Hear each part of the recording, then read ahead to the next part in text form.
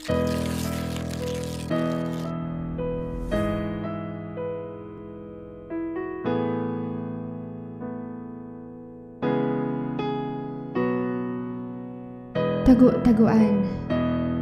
Maliwanag na naman ng buwan. 1, 2, 3. Bumuhos ang malakas na ulan. At sumabay pang mata mong naging luhaan. Dala ng problemang pinagdadaanan na tila ba wala ng katapusan. Bagamat hindi pa masusolusyonan, darating ang araw, problema ililisan. Magtiwala ka lang sa Kanya, kay Bathala, sapagkat ito'y pagsubok lamang galing sa Kanya at alam niya na ito'y iyong makakaya. Matatagpuan mo rin ang pintuan